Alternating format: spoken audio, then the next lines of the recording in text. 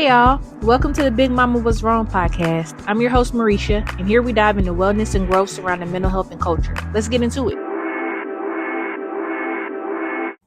Hey y'all, welcome to the Big Mama Was Wrong companion podcast. I'm Marisha Mathis, and today I am here with one of my friends and fellow community workers, Miss Tai Caldwell. I'm gonna let her introduce herself and then we'll hop in.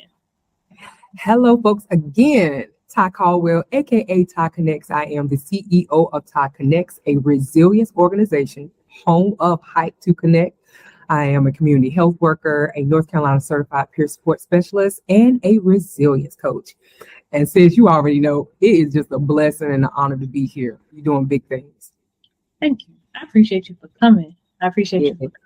So Ty is literally the first guest on the podcast. And I am excited because she's been on this writing journey with me from Big Mama Was Wrong, the first one. So now we have the second one, and then the conversations that we've had along the way and in between. So Ty does mental health. Sometimes it's presentations, panel discussions, and things like that. So I've been able to collaborate with her by way of her inviting me onto her platform. And then the discussions that we have afterward have been the opportunity to kind of, I guess, just kind of peel back each other's minds. Like, this is what I think, this is what I see, this is what we can do. And so whenever I first started talking about Big Mama Was Wrong, I was one of the first people I talked to. So it's kind of like a full circle, emotional gratitude kind of moment for me to have her as the first guest on the podcast. So that's where we are with that. I appreciate you.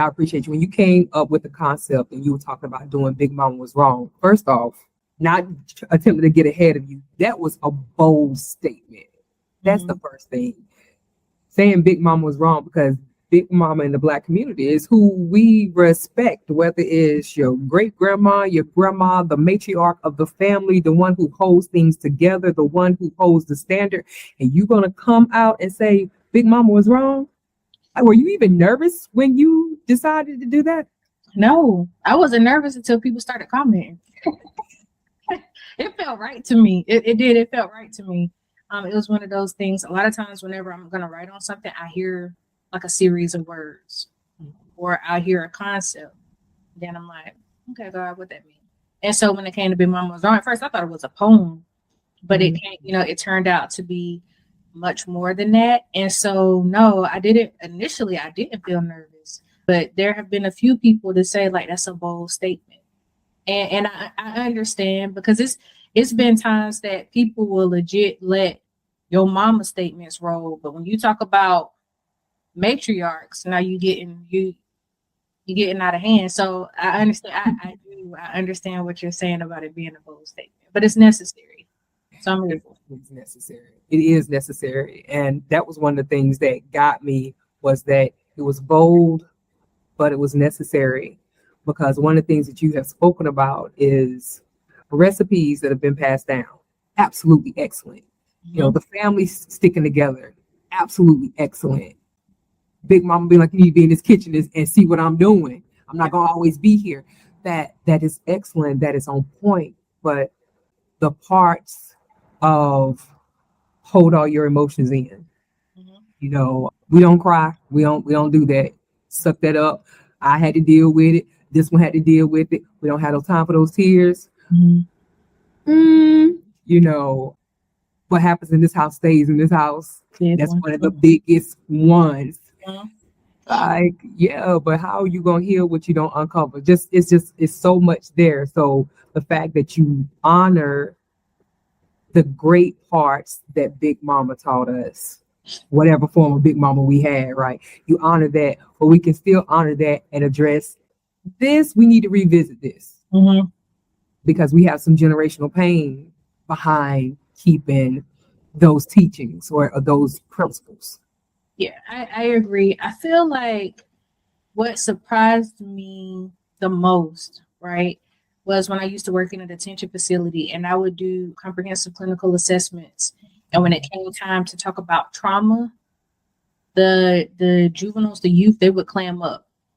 And they would tell me like, well, the way I was raised, we're going in the house, stay in the house. And so to hear Gen Zs talking like that was interesting. Like if it would have been a Gen X, maybe even a millennial, baby boomer, Yes, but a Gen Z, and to have like so many of them say that, that was interesting to me, because what it said is that literally went from generation to generation. So the same way it was taught, like you wash your hands before you eat, you say your grace. What goes on in this house stays in this house was also taught. So that was interesting to me. It is so deep rooted and it's powerful. Mm-hmm. That's the other part, for it to be through all of these generations, because that was the standard before my mother. Mm-hmm. I mean, before my mother, that was a standard. And to have it all the way down to this generation, as you said, it's like it's so powerful. It's like, how much unresolved trauma do we have behind that teaching? So I don't even think it's a matter of trauma. It's just some things you may not necessarily know are wrong. Oh, okay. If it's kept in a circle. Mm-hmm. Like if you don't ever have anyone to challenge, like, nah, that's not how you do that, or that's not factual. If it just stays in that bubble, and how do you know outside of that what you were taught was wrong? Ooh.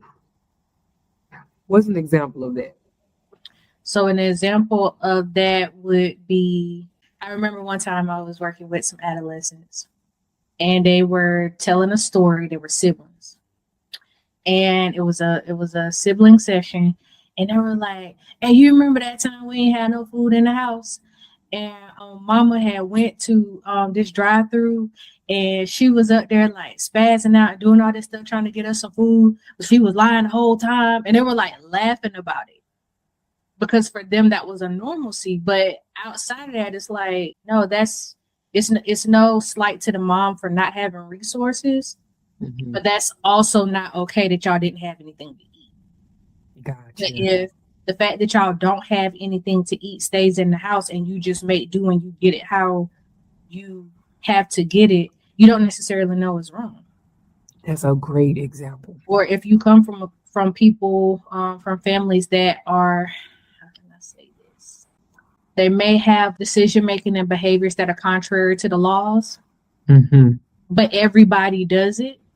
But you don't know that is wrong. I met someone that he was telling me he came from a family where they used to like dog fighters, where they would breed dogs for fighting, and he was like, everybody in his family did it.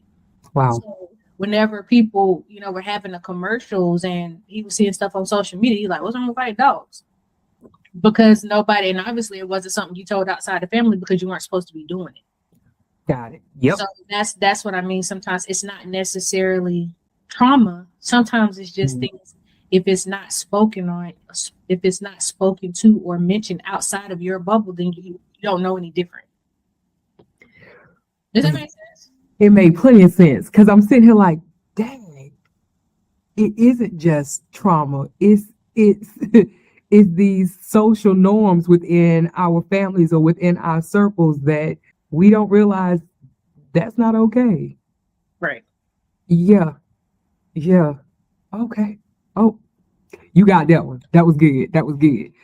And I'm good when you give me an example, because I'm like, dang, how much stuff do we have going on inside the house that was our normal, and we kept it inside the house, and if we went out somewhere else, it's like, yeah, that's not okay.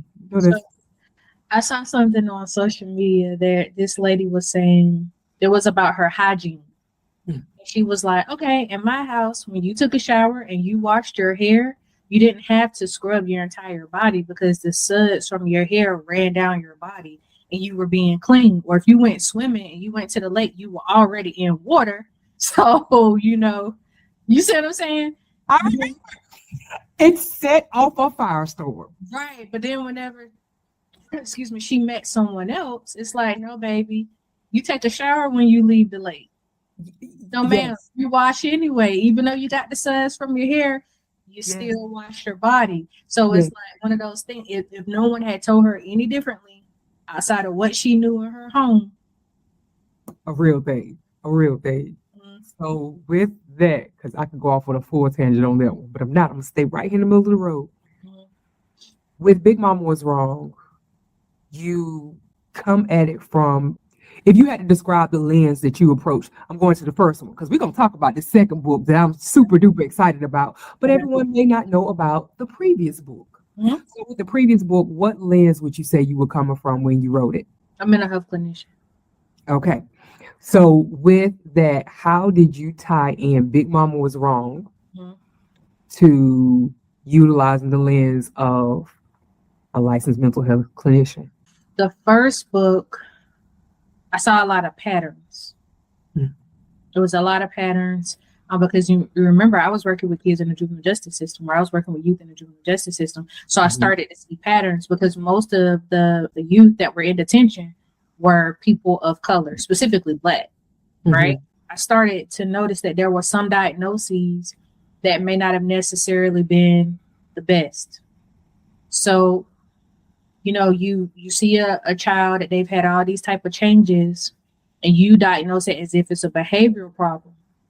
But then when you're doing the assessment, did you consider that they may have lost their home a month, 2 months before the behavior started? Did you consider that they live in a high crime neighborhood, so they're exposed to trauma? You know, it was a lot of things that I just felt like went overlooked when it came to people of color. And so I wanted to create a guide for people to understand when you're seeing this is what's going on. This is how you get help. There's no shame in getting the help. And we need to move past Black people don't get depressed. We need to move past Black people don't get treatment. We need to move past Black people don't commit suicide. Because all of those are myths. Absolutely. So when I wrote it from that lens, I just wanted to create a guide for people who had teenagers, because that's where I was at that time. But I found that there were adults who didn't have teenagers that were reading it because it helped them understand some stuff. So people were asking, like, are you going to do one for adults? And I'm like, probably not. Because I felt like it was just, you know, I accomplished what I felt like I wanted to accomplish at that time. So it was as a mental health clinician where it was like, I need somebody that's willing to listen, to understand this is what's going on, and this is how you can get ahead of this before it spirals out of control. Gotcha. Yeah. With that, one of the things I love that you also put in there is don't use this as an assessment. Yeah. Don't use this as an assessment. And you said you want people to utilize it as a guide. Right. So with that, when you were talking about you were working with teenagers at the time, someone reading your book has a teenager that has been acting up in school, can't stay still, worth anything, bucking at the teacher, grades had a severe decline. And up 1 second, everything is well. Next second, everything is a blow up. How could they utilize your book to approach that situation and not just assume this is a bad kid? More so looking at some of the symptoms that they're seeing and seeing if there's any parallel. And then so that's in one part of the chapter, some of the symptoms, because it's not, I didn't put the entire DSM manual, use the diagnose. I didn't put the entire thing in there. I just picked out some diagnoses that were common. And if any of those match, and even if they don't, there's another part that says, this is what a comprehensive clinical assessment is, this is what it's for, and this is how you go about getting one. So it's kind of one of those things where whether you start at A, whether you start at M, or whether you start at Z, my hope was that you could find whatever element that you needed to start at and get the ball rolling. Excellent. So you said you accomplished what you wanted to for the first book. I did. Why is the second book coming out? I think it's the same thing, except now it's with adults. Except now it's with adults, because I want my sincerest hope is to help as many people understand why treatment is necessary and why it's nothing to be ashamed of, because it's a lot of people that suffering in silence. And when I say suffering in silence, I don't just mean from trauma. It's people suffering in silence because they're experiencing stuff and they're scared to tell somebody, meaning symptoms, or they don't want to be stereotyped, or they don't want, or they think like, no, this doesn't happen to me because I'm Black. I can't tell you how many times I've done assessments for adults included, And when I get to the part like, do you have any suicidal ideations? Do you have any thoughts to, harm yourself? And they're like, Black people don't do that. Like, but they do. You see? So Yeah. it was equally important that no one falls between the cracks, whether it's teenagers or whether it's adults. And then when it came to this one, I didn't just make it as a guide for mental health treatment. It was also for betterment, because I touched on things like communication skills, safe spaces, and things like that, because those are some of the situations that are not always touched on. So if you have a minor and they're under the age of 18, you can tell them you're going to disappointment. And you're going. If they're over the age of 18, unless you're talking about like power of attorneys or guardianship or something like that, that may be a little different, but everyone still has free will. Then it's a little more difficult. So instead of it being a strong arm approach, it's more of like a gentle guide. This is what you may be experiencing. This is what you may be observing in someone else. And then also as clinicians, this is why we have to approach this with such tact and compassion. So I don't know if I want to use the term weighty, but I think it's more dimensional than it was in the first one. So you literally address how you can communicate with someone that is 18 or older if you're seeing certain symptoms. Oh, that is excellent. Because one of the things that I have seen that proves so difficult is even having the conversation. Even having the conversation. Like I had someone reach out and say they were having a time with a family member.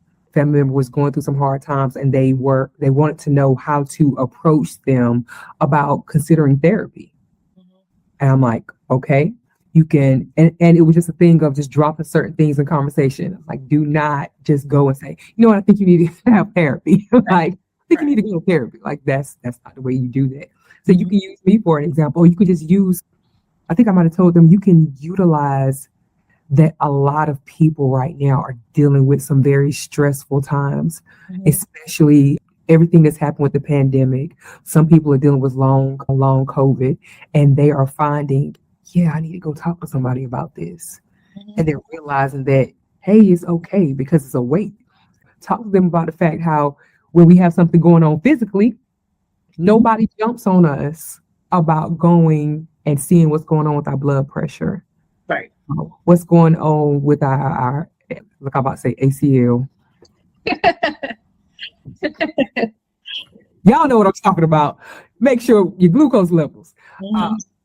A1C, that one. Anyway, the one y'all know what I'm talking about. But nobody gives us grief for that, and we wouldn't allow anybody to give us grief for that. So it should be the same way when it comes to our mental health.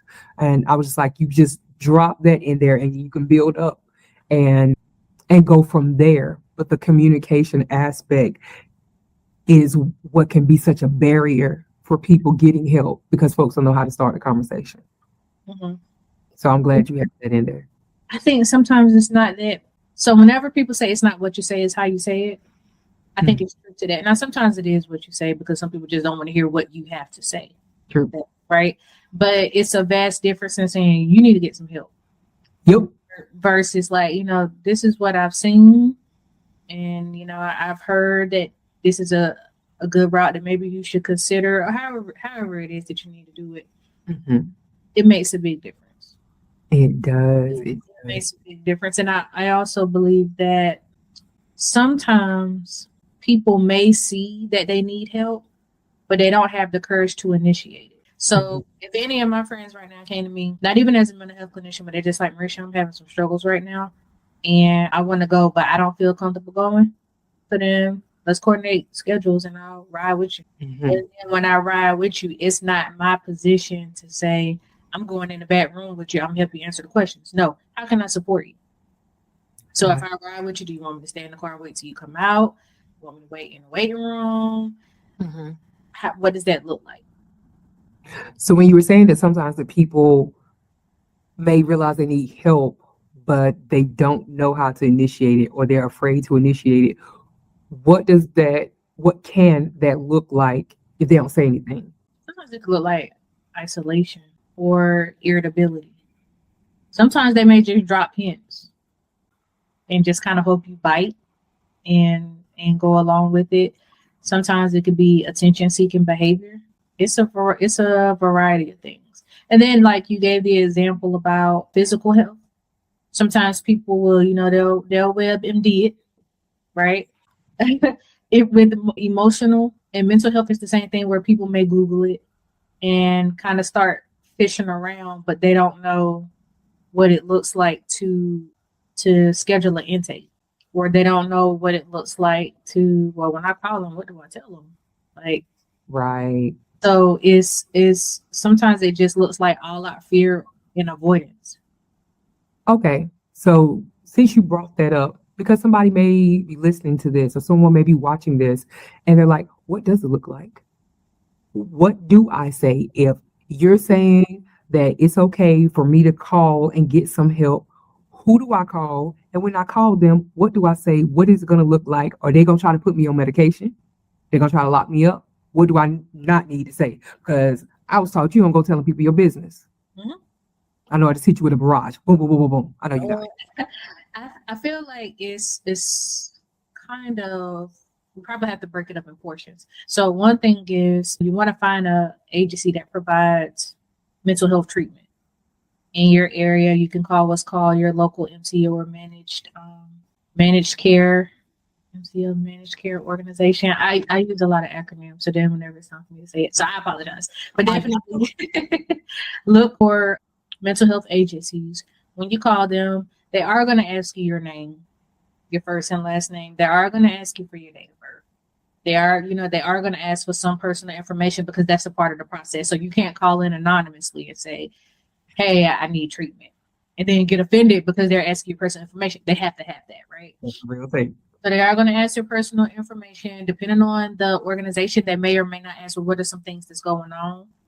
And then you just be transparent, because everyone that's there is there to help you. One, two, everyone that's there has also signed documentation. So whether it's me or any other professional, we're not allowed to call someone like, hey, Ty, guess who came in the office today? It's illegal. Mm-hmm. So your confidentiality is protected. Just be open about what's going on. Either you could tell what symptoms you're having. You can say, I don't know, where to really start, but I feel like I need to talk to someone. Mm-hmm. And kind of go from there, because the clinicians ultimately, they're, as well as the intake coordinators or whoever it is that's asking the questions, they're going to know what type of questions to ask to help get you on the right track, to get you in and get things started. How do I know if it's even a good organization that I'm calling? So that varies. Ask around and read reviews. Those are the top two. Ask around and read reviews. And then the other thing is, you're not like bound by law. So you're not signing your life away. If you get in there and you feel like it's not a good fit, you're not required to stay there. Mm-hmm. And then it's a learning curve, because then the next time I'm like, oh yeah, we're not going that route again. This is what I know I need, so this is the direction I need to go into. Got you.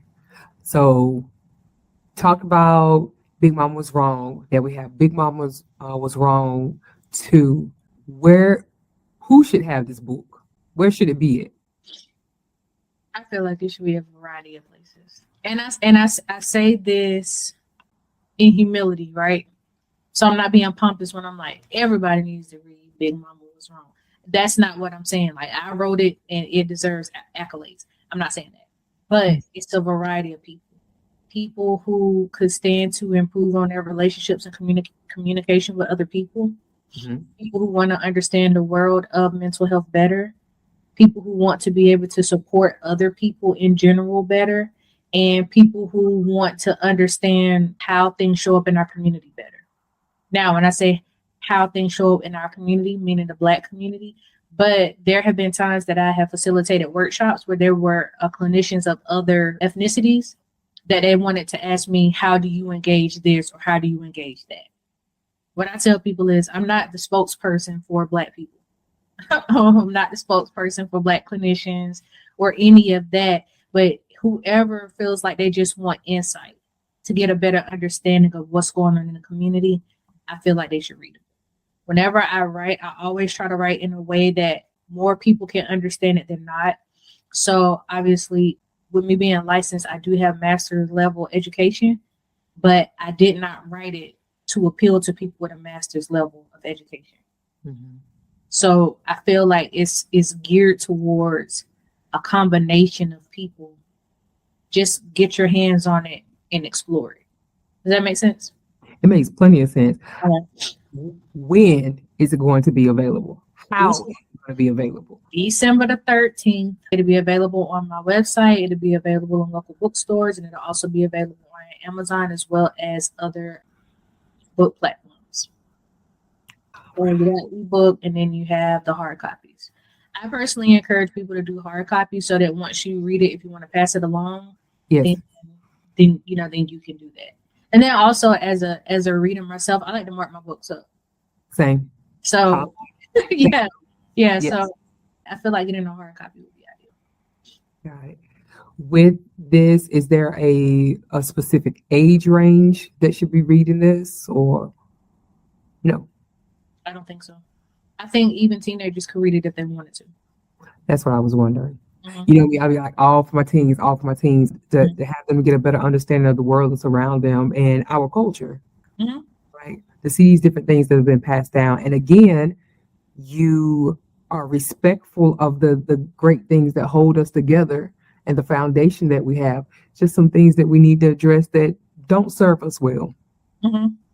Yeah. And sometimes I think it's a matter of understanding why things are the way that they are. So if you don't understand why things are the way that they are, then I don't know that you'll really be able to recognize dysfunction or error. Ooh.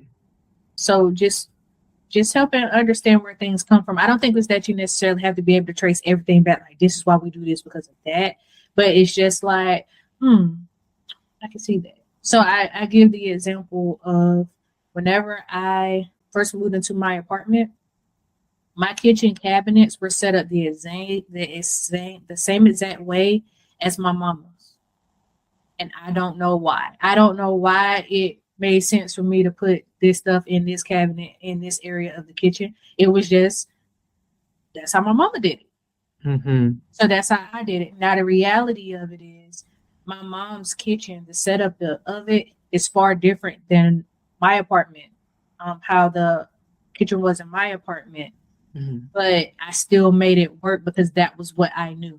My mom could have very well set things up because that's how it worked for her kitchen, but I didn't know that part. I just knew, nope, this is how I seen my mama do it. To this day, I can go in my mama's kitchen, find anything in the cabinets I want because it reflects how the cabinets will be in my own home. So it's just understanding. You don't necessarily have to continue that pattern. Mm-hmm. You know, it may not be the best pattern for you to be following. Just kind of get an understanding of why we do things. Yes. At that part, that it may not be the best pattern. That it's not always serving us well. It's not that it comes from a bad place, but it's not always serving us well. Or even fitting you. Even fitting you is there may be traditionally you may come from a family where they're like, oh yeah, we don't cry about stuff like that. We just push through it. But then you may have a completely different personality where you cry, get it out, and you can move forward. So it's not really practical for you to blend into your subculture. It's more practical for you to do things and heal the way that is ideal for you. Because the way that the subculture was created may have come from an experience that you may not necessarily share. Just like I was saying about my mom's kitchen cabinet, she probably set the cabinets up because it made sense for her kitchen. Yes. So to go and duplicate that without catering or tailoring it to you doesn't necessarily make a lot of sense. So I have a question. We're here, we're having this discussion, and because I know we've had and still continue to have discussions outside of this being recorded, and I read your book, and I'm about to, be able to delve into Big Mom Was Wrong Too. But I get all these other nuggets and layers on top of everything because I get to have this one-on-one with you. Are you going to have panels? Are you going to do workshops where people are able to engage with you and to talk about the other layers of your books? I would love to. I want to a great deal. I know one of the things that I'm doing in addition to the companion podcast is also some blogs, some written blogs. I just like writing. So I do have some written blogs to surround these type of conversations. I would love to do workshops. I would love to do workshops. I would love to do additional panel discussions. Anything that we can do to help push education and awareness, I'm here for it. So people will be able to book you by going to your website. Certainly. Awesome. Wait to know I'm a calling. So I'm here for it. yes. So yes, ma'am. That's pretty much the gist of it. That's like you said, I know it's a bold statement. And I don't mean any disrespect. Never ever. I don't mean It's your face when you say it. You say like, I don't mean no disrespect. But it looked like you're coming from Big Mama, Marisha. I know how it looks. I'll say this. Big Mama was wrong about some critical things, but she was not wrong about everything. It's a lot of things that we can take from Big Mama and keep it. But there are some other things that we have to remember, that what she said may not necessarily have been appropriate for us. So let's not continue to pass that part down. I think that's a fair statement. I think that's fair. That's a very fair statement. A quick question is, well, why did she say it? Why didn't she say what? You said that some of the things were, what word you use? Some of the things she was wrong about were very critical. Mm-hmm. What is the root? I know you can't speak for all of it, but why would she say some of the things? Why would she say we don't cry about that here? Why would she say what happens in this house stays in this house? Why would we in our own culture develop this strong Black woman has to handle everything on her own type deal and not seek or not ask or accept help from other people? That's just some of the things that I've seen. Why?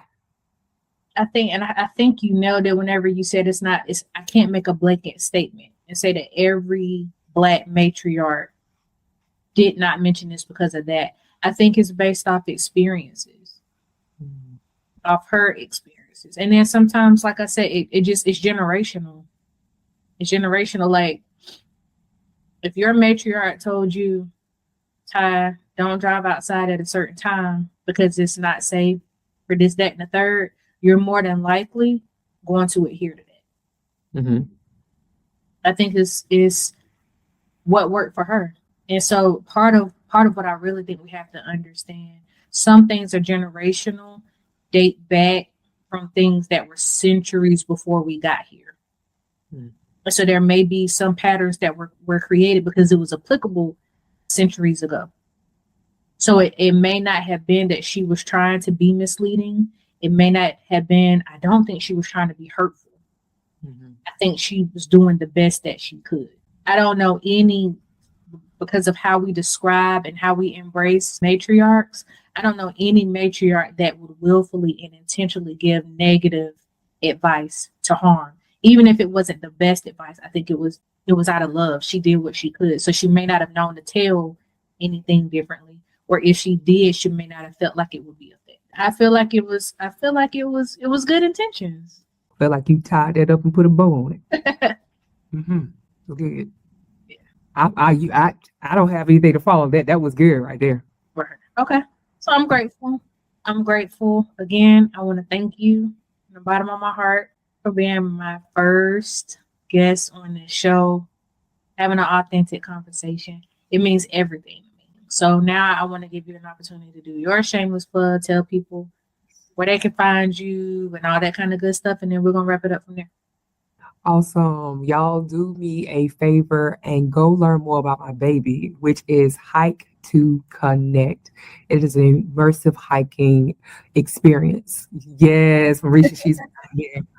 It's an immersive hiking experience that was born out of my own experience of connecting to God's creation, and also my experience from being resilient. So first, before I even knew what resilience was, I was being resilient, but then I learned how to be intentional with that, how to utilize tools and then teach other people, hence me being a resilience coach and also a resilience educator.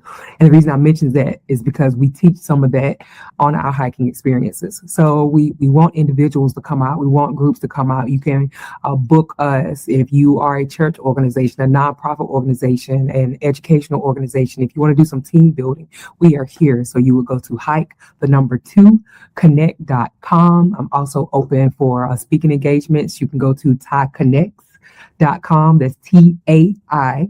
Don't transpose the A and I. TAI Connects. CONNECTS.com. You can find me on the gram at Tai Connects. You can find me on Facebook for the older folk at Tai Connects. Listen, people be hating on Facebook. We still communicate well on there. And I want more conversations like this, like real, authentic conversations without a lot of fluff, because we got plenty of that going on now. You can scroll for days and see fluff, but we have people out here who need some answers. We have people out here that need to be free from burdens they've been carrying. People out here that need to be working on their wellness daily and understand that should be a lifestyle. You know, that's a lifestyle, and we don't need to wait until everything gets bad before we address our wellness. So I love this conversation, sis. I appreciate you. I appreciate your platform. I appreciate how you have shown up when I've had mental health awareness events and brought your expertise. All of it. And just the way God is using you. I'm proud of you. Thank you. I appreciate it. I'm proud of you as well. Like I want to, what do you call endorse? I want to endorse the hike because I was able to join you on a hike. And like, what was going on during that time. And it was just it was a beautiful experience for me. So for me, both of us came up in the country.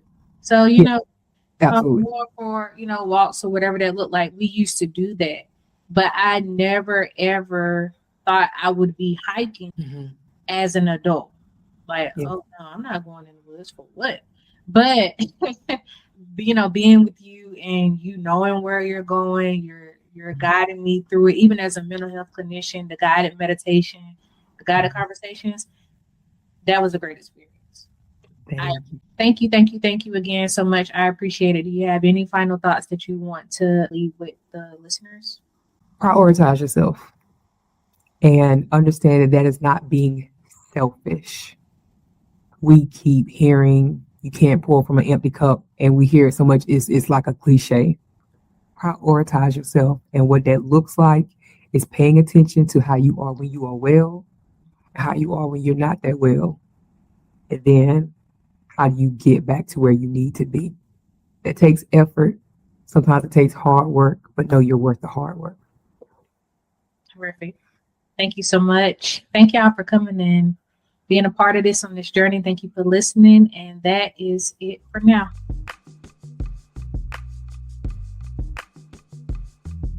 If you've liked what you heard, please take a moment to subscribe, rate, and leave a review on your favorite podcast platform. Your support helps us reach more people who might benefit from these type of conversations. Also, we'd love to hear your thoughts and questions about today's episode. Reach out on Instagram at Marisha Cares or send an email to contact@callmarisha.com. Your feedback and stories are always welcome. Last, make sure you check out show notes for inspirational bonuses.